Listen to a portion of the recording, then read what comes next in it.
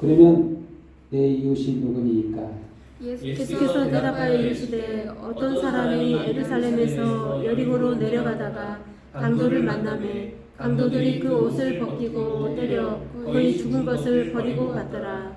마침 한 제사장이 그 길로 내려가다가 그를 보고 피하여 지나가고 또 이와 같이 한 외인도 그곳에 이르러 그를 보고 피하여 지나가되 어떤 사마리아 사람은 여행하는 중인 거기 이르러 그를 보고 불쌍히 여겨 가까이 가서 기름과 포도주를 그 상처에 붓고 싸매고 자기 짐승에 태워 주막으로 데리고 가서 돌보아주니라. 그 이튿날 그가 그 주막 주인에게 데나리온 둘을 내어주며 이르되 이 사람을 돌보아주라. 비용이 더 들면 내가 돌볼 때에 갚으리라 하였으니 네 생각에는 이 세 사람 중에 누가 강도 만난 자의 이웃이 되겠느냐. 이르되 자비를 베푼 자이니이다. 예수께서 이르시되 가서 너희 이와 같이 하라 하시니라. 아멘. 오늘 하나님의 말씀 누가복음 10장 25절에서 31절 말씀으로 강도 만난 사람이라고 말씀을 선포할 때 주의 은혜가 저와 여러분에게 임하기를 예수님의 이름으로 축원드립니다. 서로 인사하는 시간을 갖도록 하겠습니다. 당신은 하나님의 사랑을 입은 자입니다. 당신은 사랑을 입은 자입니다. 아멘. 네, 기도하겠습니다. 하나님 감사합니다. 오늘 시간 주의 말씀 듣게 하시고 주의 크신 은혜를 깨닫게 하사 삶의 모든 전반에 정말로 삶의 기준이 되게 하시고 삶의 목표가 되게 하시고 삶을 이어가야하는 길이 되게 하여 주옵소서. 이 시간 주께서 임하셔서 심령을 만져주시고 은혜 가운데서 살게 하여 주옵소서. 모든 영광 주님 앞에 돌려오며 예수님의 이름으로 기도합니다. 아멘. 네, 오늘 참 정말 중요한 하나님의 말씀이 아닐 수 없습니다. 인간에게 있어서 이 살아간다 하는 게 얼마나 중요하냐. 산다는 것은 우리가 호흡하는 것을 산다고 생각하기가 쉬워요. 우리 지금 살고 있다고 생각하죠? 살고 있다고 생각하는데 살았어도 죽은 사람이 있고 죽어도 산 사람이 있습니다. 우리에게 삶에 대한 정확한 이해가 필요한데 생물학적으로 살아있는 게 산 게 아니에요. 살아도 죽을 수 있어요. 우리의 몸이 그냥 그 물질이고 그냥 생명체이고 흙으로 가고 먼지일 뿐이며 예수 믿는 사람들은 참 불쌍한 사람들이에요. 어떤 망상에 빠져서 그냥 거짓에 속아 거기에 빠져서 하는 것이기 때문에 그것만큼 불쌍한 사람들이 없어요. 하지만 생명이란 호흡만으로 끝나는 게 아니에요. 우리란 인간이라는 존재는 영과 육이 있어요. 육체는 썩어져 문드러질지 몰라도 영은 영원하도록 창조되었습니다. 영이 존재한다는 건 뭐냐면 우리의 본질이라는 거예요. 영. 육체가 죽어도 혼은 떠난다는 말을 많이 하죠. 이게 믿지 않는 사람들도 혼이 떠나네 이렇게 말하죠. 의식적으로 알고 있는 거예요.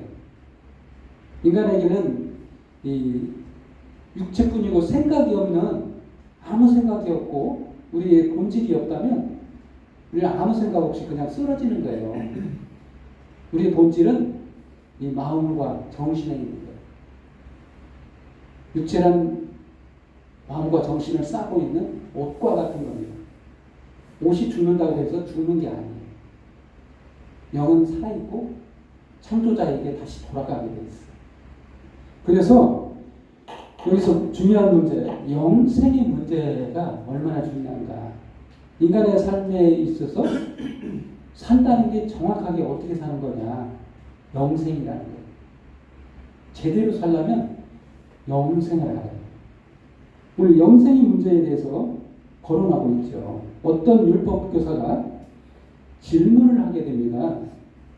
예수님께 질문해요. 랍비여, 무엇을 해야 영생을 얻을 수 있습니까? 무엇을 해야? 사실은 그 율법 교사가 모르는 사람이 아니에요.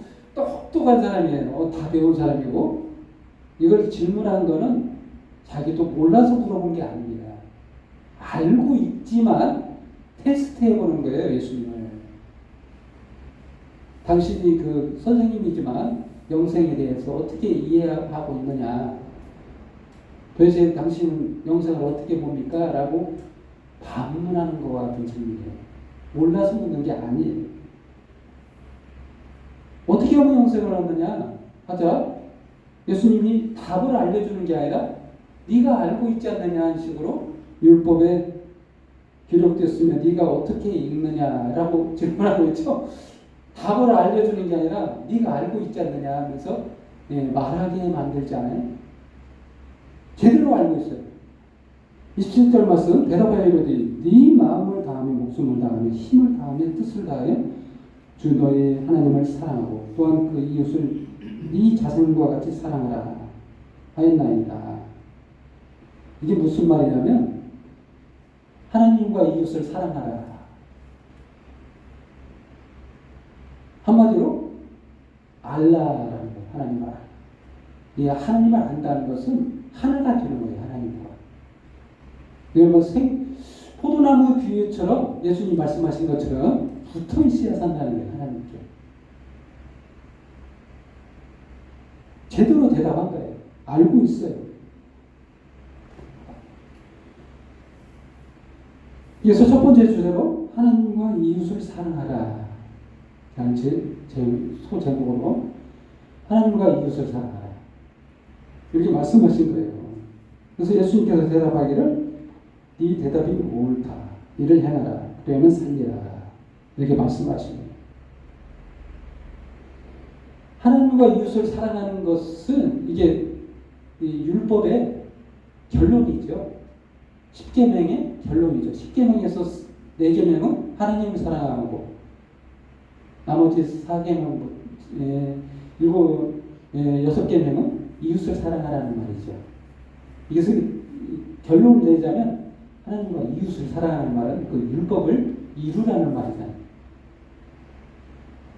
그래서 근데 이게 중요한 거는 예수님도 율법에 의해서 구원을 얻는다라는 말을 한 거예요. 그래서 논리적으로 말하면 결론적으로 말하면 네가 잘해야 된다는 말을 결론적으로 그렇게 말씀하신 거예요. 하지만 이건 복음이 아니잖아요. 율법을 지키라라는 말은 복음을 말하는 게 아니라 그런데 그 다음에 율법 교사가 다시 질문합니다.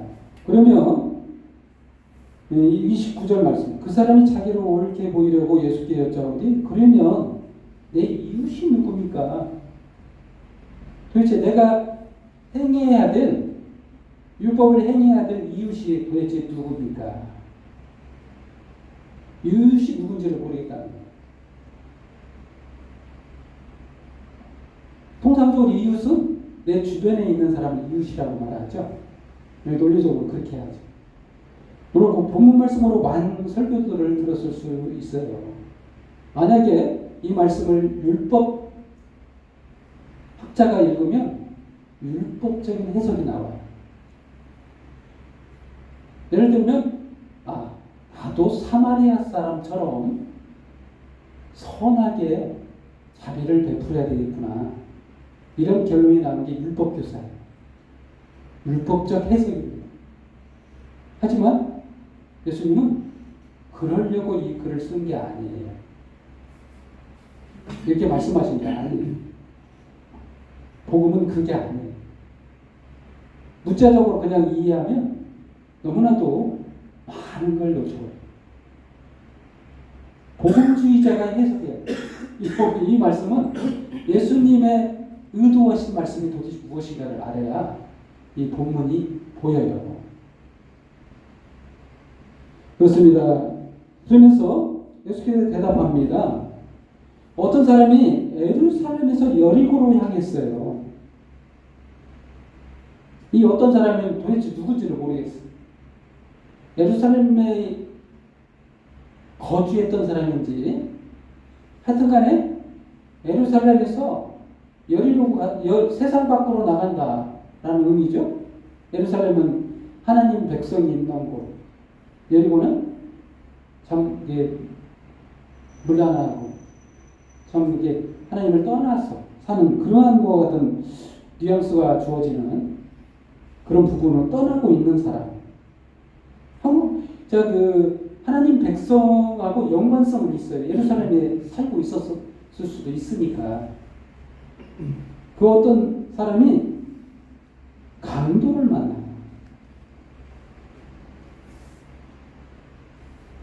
그리고 옷을 벗기고 거의 죽게 되어지고 버리고 갔어요. 여러분, 여기서 마침 한 제사장이 그 길로 갔습니다. 근데 행동이 이상하죠? 바로 보자마자 안 본 것도 아닌데 피해서 도망갔습니다.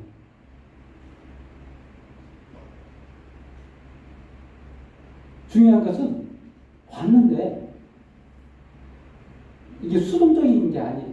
능동적으로 이게 봤으니까 바로 이렇게 피해가는 거예요. 놀랍지 않아요? 너무한 거 아니에요? 죽었는지 살았는지 이렇게 확인해보고 도울 수 있는 건지 해봐야 되는 게 이게 한마디로 말하면 지금으로 말하면 목사님이 저 쓰러져 있는 사람을 외면한 채 보자마자 바로 이게 피하듯이 도망간 거예요. 이건 참 말이 됩니까? 근데 제사장도 그래, 제사장자뿐만 아니라 예의 사람도 그것을 이르러 그를 보고 피하여 지나갔다. 두 사람 다 그렇게 했다는 거예요. 레위인은 교회에서 일하시는 분들, 집사나 장로님들 이렇게 봐야 돼요. 지금으로 보면. 너무한 거 아닙니까? 왜 이렇게 피해갔을까요? 수동적인 게 아니라 능동적으로 완전히 딱 보고 결정해서 피해간 거예요. 왜 이렇게 쓴가를 보려면 이걸 봐야 돼요. 구약성경 레위기 21장 11절 말씀을 한번 읽어보면 좀 이해가 갈 겁니다. 제가 한번 보겠습니다. 레위기 21장 11절.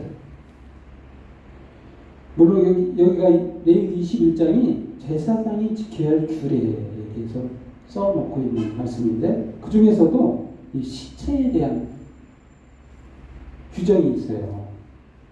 레위기 21장 11절에 어떤 시체에든지 가까이 하지 말지니 그의 부모로 말미암아서도 더러워지게 하지 말며. 여기서 더러워진다라는 말을 했죠. 이런 표현이 있을까요? 더러워지니까 부정하다는 거예요. 그럼 어떻게 될까요? 부정하게 되면 일주일간 부정하니 이게 바깥 출입을 금하고 격리된 상태로 정결할 때까지 기간이 지날 때 일주일이면 일주일 정결할 규례가 정결 규례예요. 그게 더럽혀진다. 죽음으로부터 더러워진다. 이 생명 안에 있는 자가 죽음으로 더럽혀진다. 이게 부정한 자가 된다는 거예요. 한마디로 세상으로부터 이게 공식적인 예배에 참여할 수가 없어요. 이제 왜 그런지 알겠죠? 그 율법인 거예요. 그게 한마디로 말하면 율법을 지키기 위해서, 심지어는 예배를 빠지지 않기 위해서. 오늘날로 말하면 예배를 사수하게 했어. 주일 성수하기 위해서 이런 말이에요. 그거 하기 위해서 외면했다는 거예요. 적극적으로 부정당하기 원하지 않기 때문에.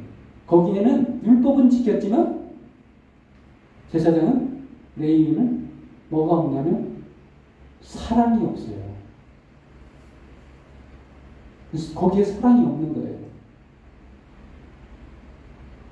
그래서 왜 예수님이 영생의 문제를 걸고 넘어지는 율법 교사에 대해서 뭘 지적하느냐면 너에게 사랑이 없다는 거예요. 율법은 지켰을지 몰라도 네가 사랑이 있느냐 이런 말을 한 거예요. 그래서 두 번째로 제사장과 레위. 제사장의 레위는 사실상 그때 당시에 유대인들 문화에서는 제대로 하는 겁니다. 사실은 정상적인 거예요. 근데 예수님의 입장에서는 그 정상 아니다. 그 정상 아니야. 율법을 지켜서는 구원을 얻을 수 없다는 것을 말씀해 주시기 위해서 이 글을 쓴 거예요. 그러면 세 번째 주제, 어떤 사마리아 사람 어떻게 했는가 봅시다. 33절, 어떤 사마리아 사람은 여행하는 중 거기 이르러 그를 보고 불쌍히 여겨 가까이 가서 기름과 포도주를 그 상처에 붓고 싸매고 자기 짐승에 태워 주마이에 데리고 갔어 돌보아 주니라. 그 이튿날 그가 주막 주인에게 데나리온 2를 내어주며 이르되 이 사람을 돌보아 주라. 비용이 더 들면 내가 돌아올 때 갚으리라 하였으니 네 생각에 이 세 사람 중에 누가 강도 난 자의 이웃이겠느냐. 어디서 이웃이라고 나오죠? 어떤 사마리아 사람, 우리가 이게 어떤 사마리아 사람, 세 번째 주제로 어떤 사마리아 사람이 나인 것처럼 생각하고 있죠? 내가 그래야 되는구나. 문맥상 그렇게 이해하죠. 모든 지금까지 이해하는 모든 사람들 그렇게 이해해서 나도 사마리아 사람처럼 해야 되는 거구나. 잘해야지. 이게 율법입니다. 이것이 율법이에요. 사마리아 사람이 도대체 누구냐 그러면 강도 만난 사람은 누구고? 여기서 예수님이 생각하는 강도 만난 사람은 저와 여러분입니다. 뜬금없이 강도 만난 사람이 왜 나일까? 이렇게 생각하는데 사실상 이걸 넓게 봐야 돼요. 예수님이 왜 강도 만난 사람을 왜 등장시켰느냐? 그 의도를 알아야 돼요. 사실 태초에 인간이 탄생한 이후로 창조하신 이후로 아담과 이브가 강도 만났어요. 처음부터 영생이 없는 존재로 만든 게 아니에요. 죽을 수밖에 없는, 살아갈 수 없는 존재로 지어진 게 아니라 빼앗겼어. 뭘? 전부 빼앗긴 거예요. 영생을 빼앗겼다니까요. 한마디로 영생을 빼앗긴 거는 전부 빼앗긴 거예요. 하나님으로부터 누려야 할 모든 것을 빼앗긴 거. 저와 여러분이 다 강도당했어요. 도둑 맞았어. 우리 제대로 살아야 되는 거예요. 빼앗겼다. 그때부터. 예수님이 하시고자 하는 것은 네가 도난받은 거, 도난당한 거 내가 되찾아주마 하고 사마리아 사람으로 온 거예요. 여기에 교회에서는 사마리아 사람이 예수님인 거예요. 모든 걸 다 동원해서 우리를 구원하십니다.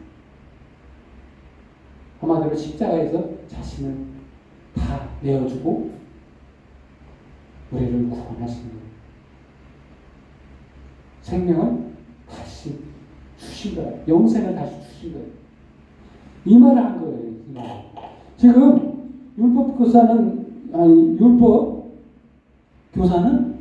이 교사라는 말을 잘 알려주는 사람이에요. 율법을 몰라서 질문하는 게 아니에요. 예수님께 당당하니 나 알 것 다 아는 사람이야. 당신 선생이라고 하는데 그거 알고 있어? 라고 이렇게 질문하는 거예요. 영생의 문제에 대해서 알고나 있냐? 이런 식으로 질문하는 거예요. 근데 예수님은 네가 알고 있는 영생에 대한 그 이해가 잘못된 거야. 율법을 지키는 너는 하나님에 대한 사랑이 있느냐? 이웃에 대한 사랑이 하고 있느냐? 이 말을 하고 있는 거예요. 생명을 다시 주신 예수님은 바로 여기서 사마리아 사람인 거예요. 이게 바로 복음적인 해석이에요. 내가 뭘 해야 되는 게 아닙니다. 내가 사마리아 사람이 돼야 되는 게 아니에요. 내가 강도 많았기 때문에 나는 아무것도 할 수 없는 거예요. 저와 여러분은 아무것도 영생에 대해서 뭘 해서 얻을 수 있는 게 아무것도 없습니다. 그냥 보살핌을 받아야 돼요. 단단하게 뭘 할 수 있는 게 없어요. 그냥 누워 있으면 돼요. 예수님이 알아서 다 해주시니까. 돌보시고 싸매주시고 기름 부어서 낫게 하실 분이 바로 예수님. 바로 그가 구원자예요. 십자가에서 나를 구원하신 분. 그 말 하고 싶은 거예요, 예수님은 여기서.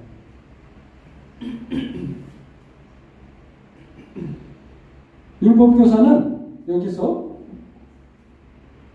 율법적 해석을 하고 있는 거예요. 제사장과 레위가 했던 것처럼 법을 지켜야지 라고 생각합니다. 그렇습니다. 성경 다른 부분을 한번 볼 필요가 있는데 에스겔서 16장 하나님은 우리를 어떻게 보고 계시는가에 대한 것인데요. 에스겔서 16장 6절 말씀에 이런 말씀이 있습니다. 내가 네 곁으로 지나갈 때 네가 피투성이가 되어 발짓하는 것을 보고 내게 이르기를 너는 피투성이라도 살아있어라. 다시 이르기를 너는 피투성이라도 살아있어라. 이렇게 말씀하십니다. 이것은 인간의 모습을 볼 때 하나님의 애처로운 눈으로 보시고 계시는데 우리 이 모습은 어떤 모습이냐면 태어날 때부터 우리는 이런 모습이라는 거예요. 피투성이처럼 태어나잖아요. 탯줄을 자르고 피 속에서 번복되는 상태에서 태어납니다. 모든 인간은 죄악 가운데 태어납니다. 버려졌다는 거예요. 한마디로. 죄악 가운데 버려진 인간. 잃어버린 인간이에요. 영생을 빼앗겨버린 강도당한 자들이에요. 하나님의 보시기에는 예수님 보시기에는 우리가 너무 불쌍한 거예요. 너무 불쌍해. 다 죄악 가운데 버려지고 영생을 잃어버리고 하나님이 의도하신 대로 살아가지 못한 우리들을 보고 불쌍하다. 살려야겠다. 해서 하신 것이 뭐냐? 십자가에서 나 대신 죽음을 대신 죽어주신 거예요. 이제 할 필요가 없습니다. 죽을 필요도 없어요. 예수님이 다 하셨기 때문에. 대신 죽어주셨잖아요. 이제 죽을 필요가 없고 살기만 해요.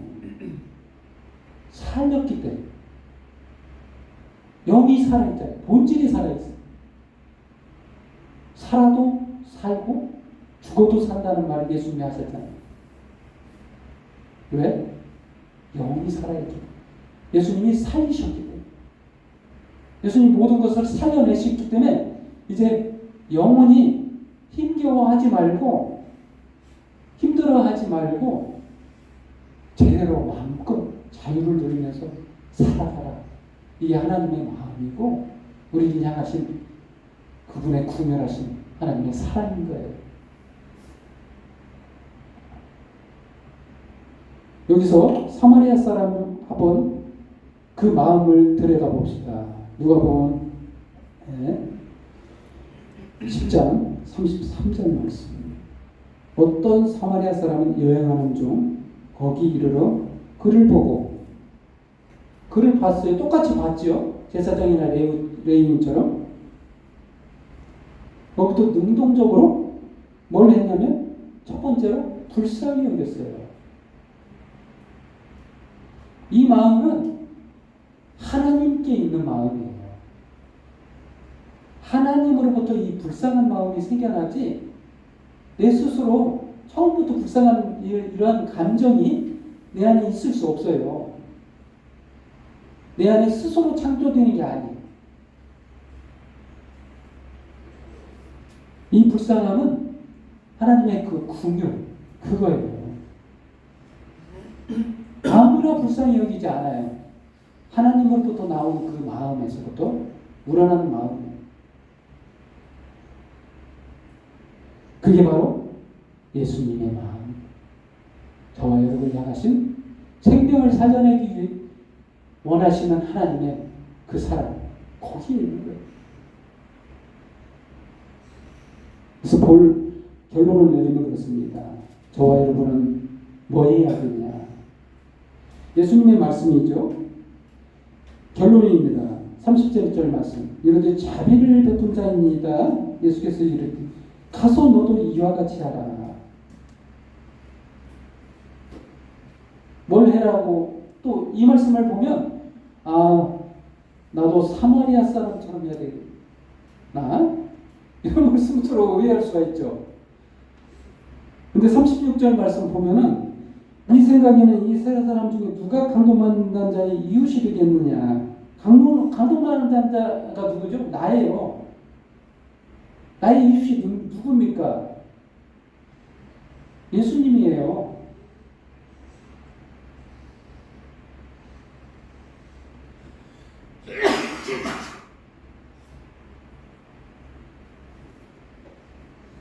그렇습니다.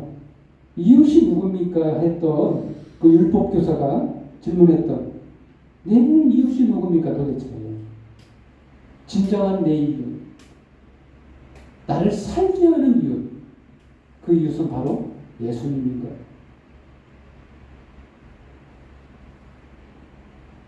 예수님을 사랑하십시오.